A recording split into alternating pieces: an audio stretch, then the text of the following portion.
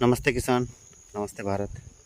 मैं किरण किसान पाठशाला के साथ मैं हूँ आज महाराष्ट्र के टूर पर विजिट कर रहा हूँ प्लॉट केले का।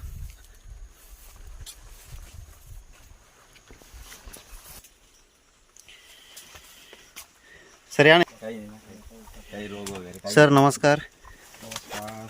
कुठे आहेत आपण?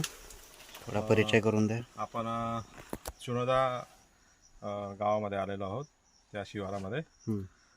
तळोदा माझं नाव तालुका. प्रशांत राजाराम पटेल, हं, तालुका तळोदा, जिल्हा नंदुरबार. हं. आणि दादा मी शेतकरी आहे. पंकज पुरुषोत्तम सरवारे, तळोदा, चिनोदा शिवार, नंदुरबार किती जिल्हा. लागवड आहे? ही आहे सर 7,500. 7,500. हो. लागवडीची तारीख ती 3 आणि 4 मे 2024.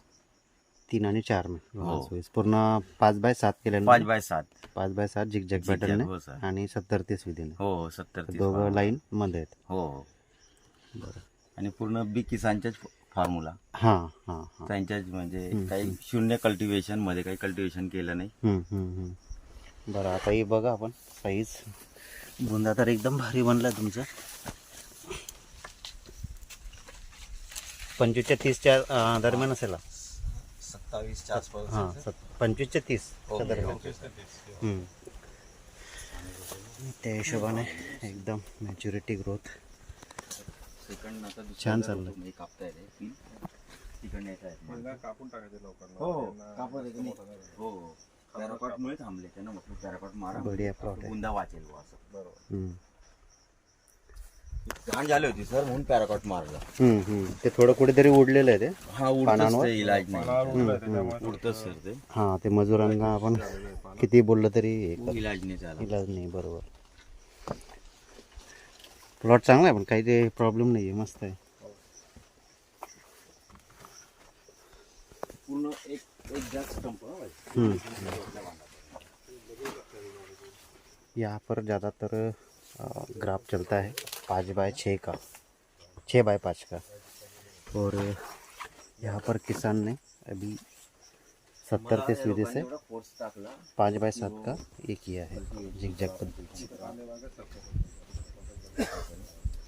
याला काही प्रॉब्लेम नाही ना आपल्या याला. काही अडचण नाही. काय म्हणता सचिन भाऊ, कसा वाटला आपला? मस्त आहे. जे पोग आहेत ते पण एकदम सरळ. पूर्ण डेंचा पण लावला होता 10-15 दिवस अगोदर. आणि मग नंतर फुल उन्हाळ्यामध्ये लागवड होती. हा मे महिन्यामध्ये. डेंचा लावल्यानंतर मग मकई लावली होती. ट्रॅक्टरवाले पण बोलले ना तुमचे ड्रायव्हर, हा कल्टिवेशन ट्रॅक्टर छोटे असून काही हे करतच नाही बुवा. त्यांना काय सांगायचं, ते म्हणतात लावा, पण त्यांना मी बोललोच नाही. आता काय सांगणार त्यांना. बरोबर. नाही, कल्टिवेशन तर 0 कल्टिवेशन राहिलं तर बेनिफिट नक्कीच नाही. पण जर नक्कीच कल्टिवेशन येतं. केलं ना तर 1-1.5 महिना केळी लेट होते. आणि समजा उन्हामध्ये कल्टिवेशन केलं तर मग समजून मला घ्यायचं अनुभव केळी कसा, मी त्या 1 केळी बसवूनच जाते. एकर खोड लावले होते भाई. तर मागच्या एका वर्षावर जो वादळ आलं होतं, तर माझे असे साधे खोड होते, तरी ते नुसते असे जो पूर्ण झुकले होते, पण नंतर उभे राहून गेले. कल्टिवेशन केलं तर सगळे झोपले असते. मध्ये मध्ये करतात ना तर मुळ्या तोडून टाकतात. मुळ्या तोडून टाक. हा त्याच्यामुळे झाड कमजोर होतं. कमजोर होऊन तेवढं जातं. थांबतं बी ते. थांबतं पण ते, जोपर्यंत मुळे ऍक्टिव्ह होत नाही तो ताकद राहते. काय पौगंडा अवस्थेमध्ये जेव्हा झाडं येतात आणि त्याच वेळेस आपण कल्टिवेशन करून टाकतो आणि ती गर्भधारणाच्या वेळेसच मग ते असं होतं. आणि नंतर पुढे लोकांचे त्याचे काय effect मानसिकता आहे की वो एकदम चकपक दिसायला पाहिजे प्लॉट. आपल्याला काय ते फक्त झाडाचे संरक्षण व्हायला पाहिजे. बस तेवढंच पाहिजे. तुमच्या फॉर्म्युला एकदम योग्य आहे. शेतात तण असेल तर दम आहे शेतामध्ये. दम, बरोबर. आणि आणि मी उगलं म्हणजे सगळं आहे ना, शेतामध्ये दम आहे, त्या तर दिवशी तण होईल. तण उगणं बंद होऊन जाईल. त्या दिवशी पूर्ण त्या दिवशी जमीन शेत dead संपून होऊन गेलं. जाईल. बरोबर. जमिनीत जळ झाली. बरोबर. मृत होऊन जाईल ते पूर्ण. एक सर्टिफिकेट आहे तण आहे म्हणजे. हा.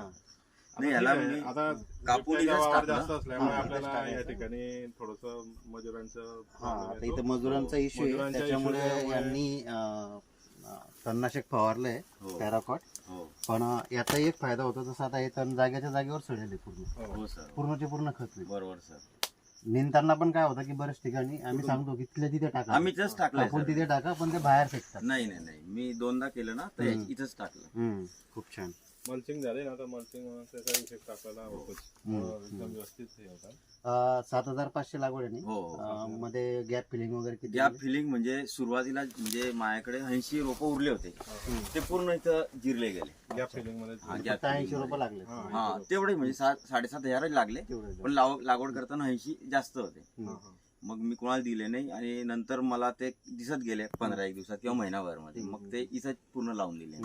बाकी आपलं सीएमईचं कुठे नाही सर नाही, नाही काहीच नाही स्प्रे नाही काहीच नाही. आपल्या रोपांमध्ये सर जवळपास सीएमए कुठं दिसला नाही, नाही. नाही, आपल्या एरियात तरी दिसला नाही. हम्म. एवढा CMA CMA नाही, एवढा जवळपास गवगाव नाही. होता परंतु आपल्या या तालुक्यामध्ये तरी नाही दिसला. नाही. नाही. आणि पूर्ण आहे ना तुमच्या जो फॉर्म्युला दर 8 दिवसाला ठिबक म्हणणं द्यायचे म्हणजे काही असो पूर्ण पाणी schedule येऊन follow आल्याला हम्म. पाणी येऊ पण द्यायचे म्हणजे द्यायचे द्यायचं म्हणे. द्यायचे म्हणजे दिलंच मग मी पण आपण जे एवढ्या दिला खतरनाक रस्त्याने आलेलो जे आहे. दिला. रस्ता तिचं गाडी लावायचो सर मी आपण उभं केलं ते मोटरसायकल लावायचो आणि तो आमच्या जागला मी पायी यायचो. म्हटलं वो पूर्ण कोर्स करायचा नाही तर नाही करायचा म्हटलं. तुम्ही हा. टीचर आहेत ना नाही आमचे वडील टीचर होते वडील सर. हा फुल याच्यामध्ये पुरं इंटेरियर आहे. खूप मध्ये सर जीव घाबरतो ऍक्च्युली बिबट्याचा त्रास आहेच आम्हाला. एवढा जीव घाबरतो पण काहीतरी हत्यार घेऊन यायचं 2 जण असतं बोलत चालत यायचं. आता मागे ज्या घटना घडल्या ना त्या रस्त्यावर आपण आपल्या रस्त्यावर घडल्या तिथंच सर घडल्या. त्या. त्याच रस्त्यावर हो. तिथंच घडल्या आणि मी एका दाखवलं. मुलाला बिबट्या खाऊन गेला त्यावेळेस मागे 15 दिवस झाले या गोष्टीला. हो यस त्याच शेतामध्ये त्याच त्यांना रस्त्याने आता आपण ते आलेलो होतो आमदार इकडे. साहेबांनी 25 लाख दिले ना त्या पोराला. बहुत सारे प्रॉब्लम है हर एक फील्ड में अलग अलग पोजीशन के अनुसार यहाँ पर बिबट्या का भी बहुत बड़ा संचार हो रहा है. किसान भयभीत है लेकिन फिर भी मेहनत तो कर रहे हैं अपने खेत में और इस तरह से प्लॉट बना रहे हैं. जुड़े रहे किसान पाठशाला के साथ. नमस्कार.